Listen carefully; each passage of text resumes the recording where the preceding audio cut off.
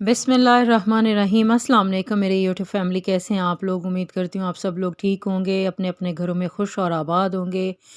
अल्लाह ताला आप लोगों को खुश रखे, आमीन सुम आमीन।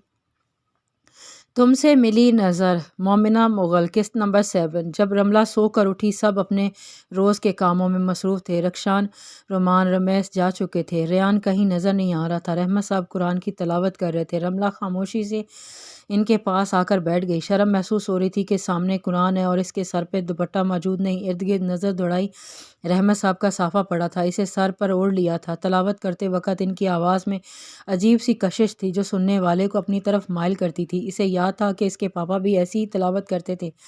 कहीं ना कहीं दोनों की आवाज़ मिलती थी। जब से रमला पाकिस्तान आई थी, इसने देखा था कि यहाँ सब सब यहाँ नमाज पाबंदी से पढ़ते थे। वो तो इन लोगों में से थी जो कभी कभार या फिर कोई दुआ को कबूल करवानी हुई तो मसले पर बैठ जाती। तलावत मुकम्मल करने के बाद उन्होंने दुआ मांगी। दुआ मांग कर रमला पर फूंक मारी, जिस पर वो मुस्कुरा दी। ताया अबू, आपकी आवाज़ बहुत ज़्यादा प्यारी है। ये कलाम ही ऐसा है जो ऐसे एक बार पढ़ना शुरू करे तो इसकी आवाज़ खुद ब खुद खूबसूरत हो जाती है।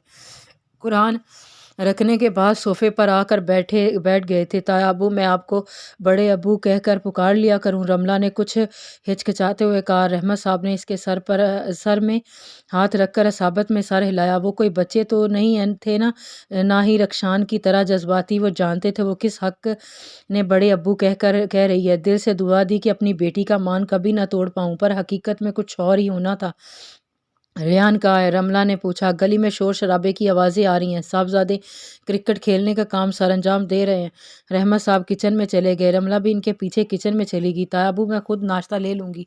रहमत साहब ने रमला की तरफ देखा। अभी मेरी बेटी ने मुझे बड़े अब्बू का दर्जा दिया था, फिर ऐसे तायाबू बना दिया। नहीं तो वो मेरे मुंह से निकल गया। आप रहने दें, मैं खुद ले लूँगी। रहमत साहब ने खुद खाना खिलाया। रमला तो इनकी जान थी। ज़िंदगी के हर पल उन्होंने अपनी बेटी को कितना मिस किया था। रमला का यूं आना इनकी हर तकलीफ़ पर मरहम का काम कर गया था। खाना खाकर बाहर गई। गेट में खड़े होकर सीटियां बजाई। रेयान की तरह सब शौकत नज़रों से दरवाजे में मौजूद वजूद को घूर रहे थे। रेयान ने सब पर नज़रें घुमाई। गुस्से की लहर दौड़ी। जल्दी से गेट में जाकर रमला को अंदर किया। रेयान, ये तुम क्या कर रहे हो? मुझे भी क्रिकेट देखना है। रेयान का दिल चाहा अपना या अपनी सिस का सर दीवार में दे मारे। सिस, आपको पता है जब रक्षान ब्रो को पता चलेगा कि आपके साथ मेरी भी टांगें तोड़ देंगे। क्यों मुझे लड़कियों की तरह घर बिठाने का इरादा है? आप जाकर टीवी में मैच देख लें। बस मैं अपनी बारी लेकर अंदर आता हूँ। आप खुदा के लिए बाहर मत आना। पहले गुस्से में आखिर में मिन्नत समाजत करने लग गया था। रमला ने इसकी बात का बुरा मनाकर अंदर आ गई। अचानक नज़र अपने हाथों पर पड़ी। जहाँ मेहंदी की चमक, रंग वैसे का वैसा ही था। आपको पता है, जिसके हाथ में मेहंदी का रंग बहुत गहरा आता है, कहते हैं उनके शौहर उनसे बहुत मोहब्बत करते हैं। मेहंदी वाली की बात सुनकर चेहरे में ढेरों मुस्कुराहटें आई थीं। इसका प्रूफ तो हसीना के हाथों में देख चुकी थी कि कैसे कासिम भाई ने चाहते हैं।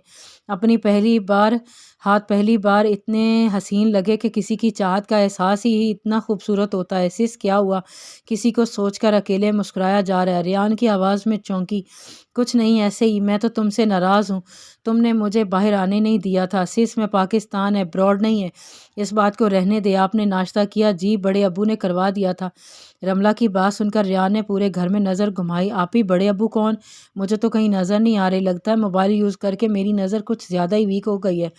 रमला रेयान की बात में चिढ़कर बोली। बड़े अब्बू मीन ताया अब्बू? ओ माई गॉड, ये हादसा कब हुआ? तुम सब मुझे जिस मर्ज़ी नाम से पुकारते हो तो मेरी मर्ज़ी मैं ताया अब्बू को जिस भी नाम से पुकारूं। ओके सिस, आपसे क्या लड़ना। लंच ब्रेक में रक्षान की नज़र अचानक अपने हाथों में पड़ी।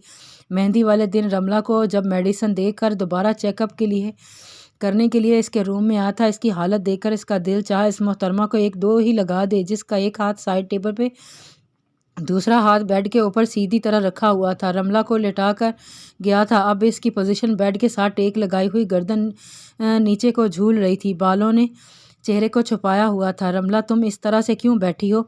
मेरी मेहंदी ख़राब हो रही थी इसलिए बैठ गई। उठकर मेहंदी धो लो। नहीं, मैंने अभी ही लगाई है।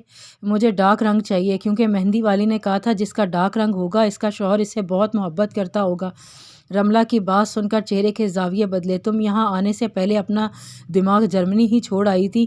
صرف کیمیکلز کا کمال ہوتا ہے جو مہندی کے رنگ پر اثر انداز ہوتا ہے۔ حد ہے، تم کب سے ان لوگوں کی طرح فضول کا سوچنے لگ گئی؟ نہیں، یہ فضول تو نہیں ہے۔ رملہ کو رخشان کا جواب برا لگا، اس لیے منہ ناک چڑھا کر بولی، یہاں دماغ کا کیا کام تھا؟ یہاں تو دل کا کام تھا۔ انجیکشن اور میڈیسنز کے زیر اثر پتہ نہیں کیا کیا بول رہی تھی جس کا اسے بھی نہیں معلوم تھا۔ آہستہ آہستہ نیند میں جا رہی تھی۔ رخشان، جب یہ ڈرائی ہوگی تب اتار دینا۔ مہندی ڈرائی ہوئی تو رخشان نے انگوٹھے کی مدد سے اس کی نرم نازک انگلیوں کو رب کیا تھا، تولیہ گیلا کر کے دونوں ہاتھوں کو صاف کیا۔ یہ کام کرتے ہوئے جھرجھری لی، پتہ نہیں کیا کچھ کرنا پڑے گا۔ باہر کو جاتے ہوئے قدم رملہ کی آواز سے پلٹے تھے۔ ماما کہتی ہیں رخشان بہت برا ہے، پر آپ تو بالکل بھی۔ رملہ کی بات سن کر رخشان شستر سا رہ گیا تھا۔ مطلب اس کا اندازہ صحیح تھا، یہ محترمہ یہاں چیک کرنے آئی تھی کہ یہاں کوئی اس کے قابل ہے یا نہیں۔ اب رخشان تمہیں برا بن کر دکھائے گا۔ جہاں نرمی تھی اب وہاں شدید غصہ تھا۔ دروازہ پوری قوت سے مارا۔ رملہ اپنے ہوش میں ہوتی تو ضرور سہم جاتی کہ پل میں رخشان کو کیا ہو گیا۔ اپیا کہاں کھوئی ہوئی ہیں؟ کہیں نہیں۔ وہ تو رخشان کے بارے میں سوچ رہی تھی۔ مہندی والے دن کے بعد اس کا رویہ پہلے سے کافی عجیب سا ہو گیا تھا۔ جب اسے لگتا تھا وہ اسے جان گئی ہے تبھی اس کی یہ غلط فہمی بھی ختم ہو جاتی۔ رخشان ہے تو کھلی کتاب کی طرح تھا، پر بہت ہی پراسرار، ایک پہیلی کی مانند جو رملہ سے سلجھنے کی بجائے مزید الجھ ہی گئی تھی۔ آج کا سارا دن رملہ کا مصروف گزرا۔ رمیش کو پڑھائی کرواتے دن کا پتہ ہی نہیں چلا۔ لگتا ہی نہیں تھا کہ وہ دن ان سب سے اتنے سال بعد مل رہی ہے۔ ابروڈ رہنے کا فیصلہ اسے غلط لگا کیونکہ اتنے اہم رشتوں کو چھوڑ کر ان سب نے اپنی ایک الگ دنیا بسا لی تھی۔ دنیا کے ہر موڑ میں اس نے اپنے بھائیوں کی کمی کو محسوس کیا تھا۔ کتنا اچھا ہوتا وہ سب کے ساتھ ہمیشہ سے رہ رہی ہوتی۔ آج ریان کے لیے بھی اپنے لیے اتنی فکر مند دیکھ کر اچھا لگا تھا۔ رمان رات کے کھانے کی تیاری کر رہا تھا، ریان آٹا گوندھ رہا تھا۔ رملہ اتنے سگڑ لڑکوں کو حیرت سے دیکھ رہی تھی۔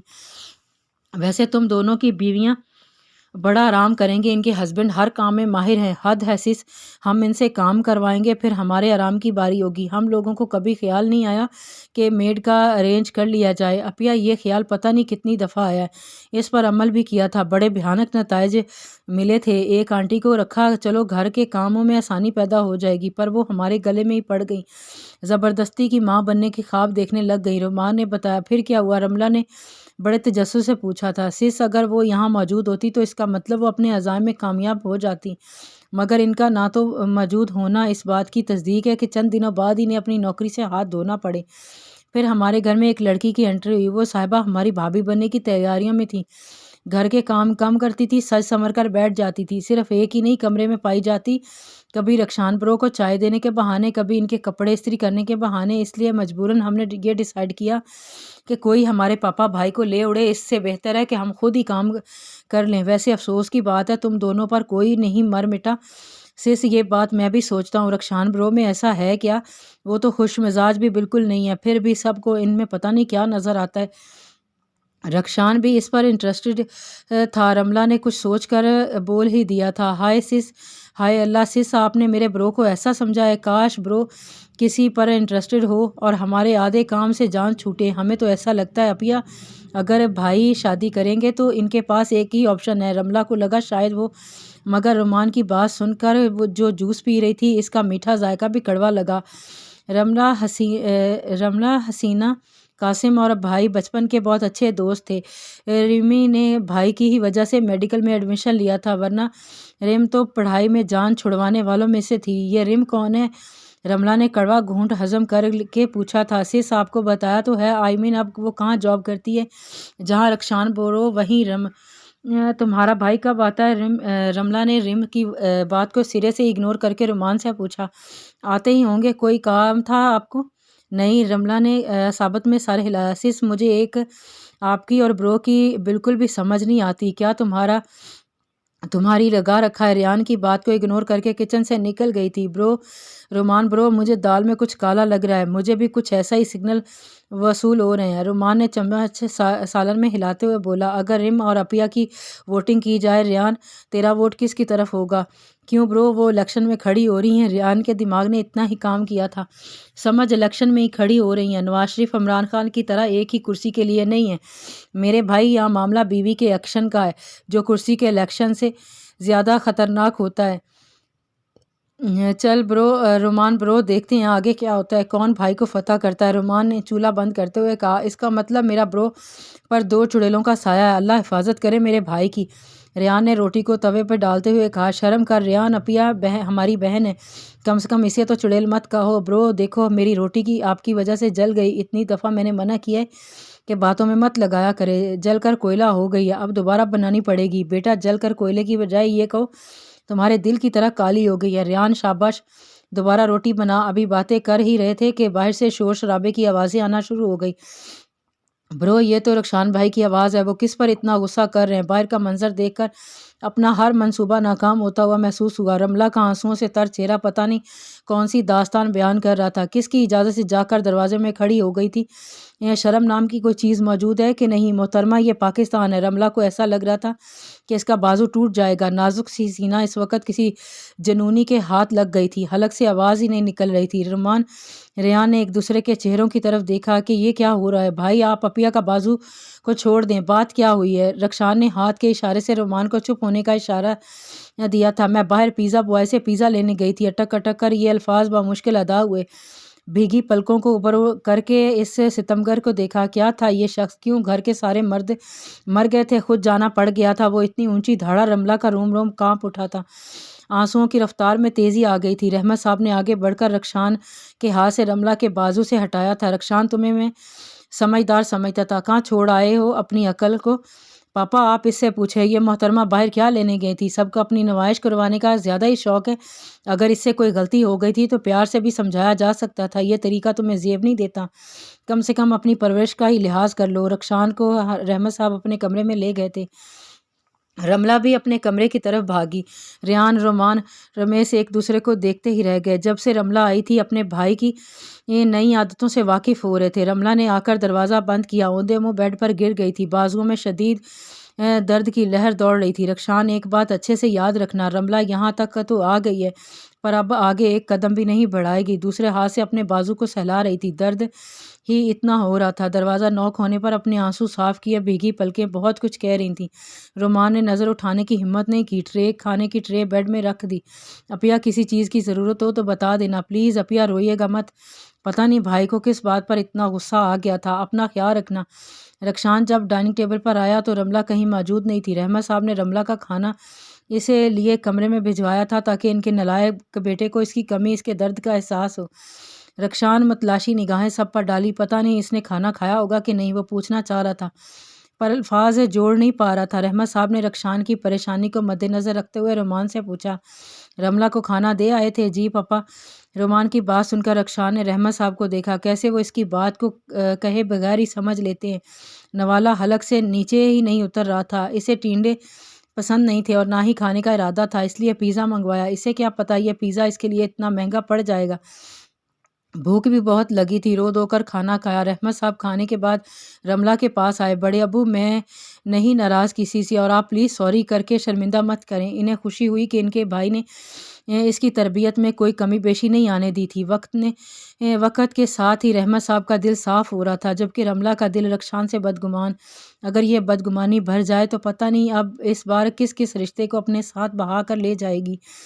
کھانے کے میز پر بھی رملہ کو نہ پا کر رخشان کا دل بوجھل سا ہو رہا تھا۔ اسے معلوم تھا وہ پاگل سی لڑکی اس وقت رو رہی ہوگی۔ جب رخشان گلی کے کارنر میں گاڑی پارک کر رہا تھا، لڑکوں کا گرو کسی کے بارے میں بات کر رہا تھا، اس نے توجہ نہ دی۔ جب ان کی نظروں کے تعاقب میں دیکھا تو رملہ پر شدید غصہ آیا۔ دوپہر والے واقعے کی بھی خبر گلی کے آوارہ لڑکوں سے پتہ چلی، اسے رملہ پر شدید غصہ آیا۔ وہ کیسے دروازے میں کھڑی ہو کر پیزا لے رہی ہے اور سب کی نگاہوں کی پرواہ کیے بغیر خود میں مگن تھی۔